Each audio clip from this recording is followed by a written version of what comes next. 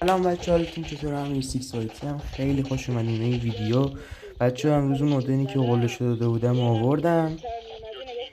بچه امیدوارم لذت ببرین از این ویدیو. همون مدنیه که تو هد 100 تا دمیج میداد. بهترین بهترین رایفل سیزن که چه ارز کنم، بهترین رایفلیه که تو کالاف هست این مدنه. مثلا بیشترین دمیج داره بین رایفلا. لگد خاصی نداره، لگد دارم ولی میشه راحت با دست کنترلش کرد.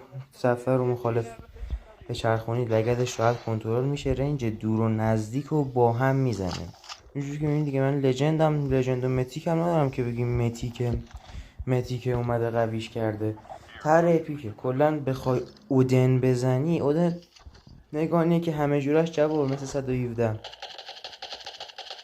فقط این نیست که متیک و لجندش دیگه خیلی باف باشه. بچه این اودنه این سیزن که خیلی خوبه، ولی بچه من 3-4 سیزنه دارم استفاده میکنم. این اودنه نرف نشده، یعنی اصلا اکتیویژن با این اتچمنت جوری این اودن رو قوی کرده، جوری این اودن قویه که اکتیویژن دیگه نمیتونه ضعیفش بکنه. من خودم 3-4 سیزنه دارم قشنگ از این اودنه استفاده میکنم. هنوزم همون قد دمیج میده، همون قد خوبه، تغییر خاصی نکرده. رنج دور و نزدیک با هم اوکیه. بچه ها اینجا یه نکته هم هست که خب در کنار اودن اینم خیلی به کارتون میاد. اینجا دقت بکن، اول نکته حفظ کاوره. من اینجا یه ذره دیر رسیدم. این اومد اینجا، اگر شاتگان نداشتم این قطعا منو زده بود. اگر شاتگان نداشتم قطعا این منو زده بود. بهترین گان واسه فایت های نزدیکی میتونه سریع نجاتت بده از اون فایت شاتگانه. در کنار شاتگان من SMG رو خیلی توصیه نمی کنم. SMG خودش گان نزدیک بره، شاتگان نزدیک بره دیگه اصلا رنج دورت فلج میشه. در کنار شاتگان بهترین گان رایفله. LMG هم اگر دیگه مثلا ایزوله بخوای پلی بدیم اونجا به کار میاد، ولی خیلی تو آلکاتراز خوب نیست. اسنایپ هم که خب بعضی وقتا خوبه، بستگی داره. مثلا اگه یکی بیاده یه فاصله دوری که نه شاتگانت بهش بخوره نه اونقدر دور باشه که بتونی اسنایپش بکنی بد راش بده، نمیتونی قشنگ بزنیتش. اون میاد با رایفل سری تو رو میزنه، ولی بستگی داره تو تیر اسنایپت بهش بخوره یا نخوره، اون سری میاد ناکل میکنه. بچه‌ها در کنار اودن یه سری گانای دیگه من پیشنهاد میدم بهتون، اگر بخواین، اگر درخواستا زیاد باشه براتون همه اتچمنتاشون همراه ویدیو میذارم، مثل AK117، AK47، M4 که خب لجندش هم گرفتیم. همه لجند بدی نیست، فقط حیف که خیلی خاص شد چون همه دارنش.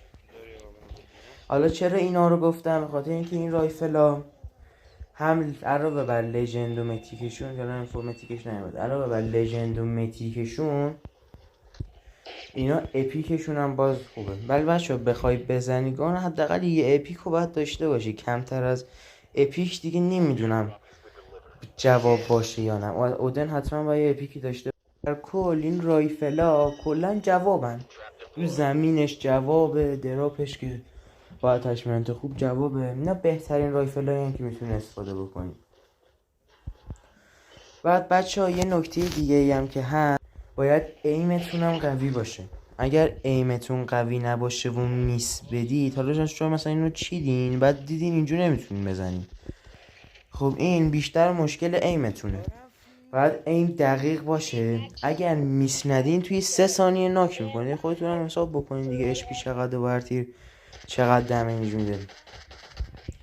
فاصله های دور و نزدیک رو میزنه، ولی خب باید میس هم ندین. اگر میس بدین دیگه انمی موومنت میدنه میاد پدرتون رو در میاد. خب بچه ها البته این علاوه بر خودتون و دیوایستون و اینترنتتون یه بخشش هم به سنس مربوطه که خب آموزش تنظیمش هم اگر بخواین بچه ها واسه تون میذارم، و سعی بکنین که دستتون رو کلن ببرین سمت بالا. یعنی شما هنو گرفتی و انمی روش قفل کردی، دستتو یه ذره بر سمت بالا که چی که بیار رو هدش. خود ایم اسیستی که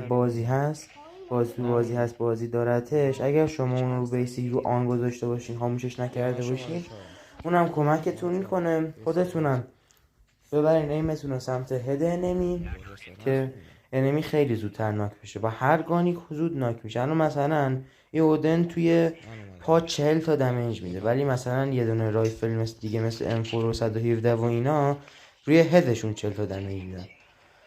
یعنی کدیه خودتون تفاوت رو ببینید دیگه. اودن رو پا 40 تا دمیج میده، M4 مثلا روی هد 40 تا دمیج میده.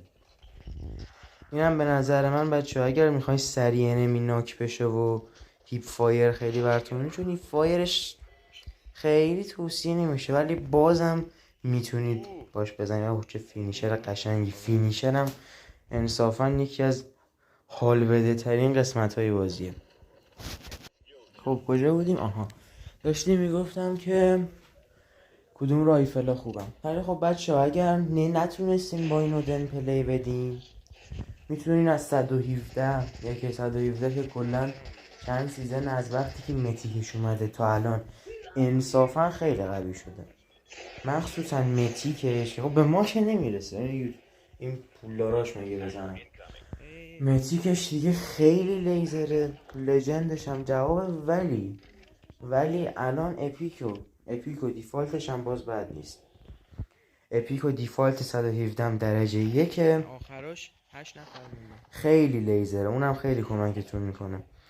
M4 هم بچه ها این M4 لژنده که اومده خب گفتم بهتون خاص شده، ولی بازم اگر من خودم دنبال یه اتچمنت خوبم واسش، اگه یه اتچمنت خوب باشه برای این M4 بشه قشنگ لیزرش کرد که قطعا اگه پیداش بکنم سریع براتون ویدیوشو میزنم. اگه یه اتچمنت خوب برای این M4 باشه خیلی عالی میشه، چون لژند هم هست، لژندش هم همه دارن و خب دیگه خیلی خوبه. و خدا فینیشرها رو از ما نگیریم، فینیشرها خیلی حال میدن. امیدوارم تا اینجای ویدیو لذت برده باشین. لایک و سابسکرایب ما یادتون نره، حمایت هم کنین، بازم براتون ویدیو میذارم.